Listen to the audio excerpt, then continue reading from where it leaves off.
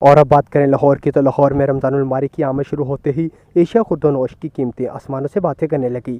ایک طرف corona virus کے پیش نظر لاک ڈاؤن، دوسری طرف غریب عوام شہریوں کو مہنگائی کی وجہ سے شدید مشکلات کا سامنا۔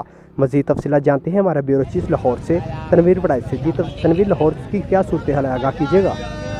جی بالکل، میں اس وقت موجود ہوں لاہور کی سب سے بڑی جو منڈی ہے، سبزی منڈی، فروٹ منڈی، وہاں پر میں موجود ہوں۔ یہاں پر میں آپ کو بتانا چاہتا ہوں کہ رمضان المبارک کے شروع ہوتے ہی جو منافع خور ہیں وہ سرگرم ہو گئے ہیں۔ یہاں پر تقریباً فروٹ اور جو سبزی ہے اس کے بہت سارے جو ریٹ اس کے ڈبل کر دیے گئے ہیں۔ ہمارے ساتھ کچھ لوگ یہاں پر موجود ہیں، ہم ان سے بات کرتے ہیں ان کا کیا کہنا ہے۔ السلام علیکم۔ وعلیکم السلام۔ بھائی آپ کا نام؟ ملک ارشاد۔ ارشاد بھائی، یہ بتائیے آپ نے شاپنگ کی ہے یہاں سے، جو خریداری کی ہے سبزی وغیرہ تو فروٹ وغیرہ، کیا اس کا ریٹ وغیرہ؟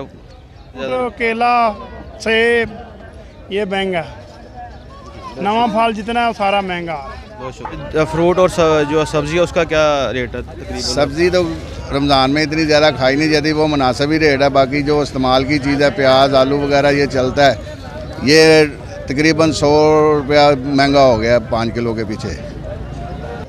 جی بالکل، آپ نے سنا لوگوں کا یہاں پر یہ کہنا تھا کہ سبزی تو تقریباً مہنگی نہیں ہے، فروٹ بہت سارا مہنگا ہے، اس کے ساتھ جو مسالہ ہے، یہ جو ادرک، پیاز، ٹماٹر وغیرہ یہ اور ہری مرچیں، یہ بہت ساری جو ہے نا ان کا ریٹ ڈبل ہو گیا یہاں پر۔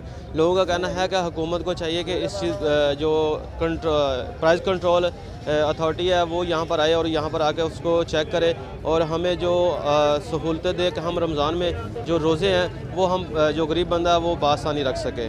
کیمرہ مین عاطف علی کے ساتھ تنویر وڑائچ، لاہور۔ ہر لمحہ، ہر خبر شان سے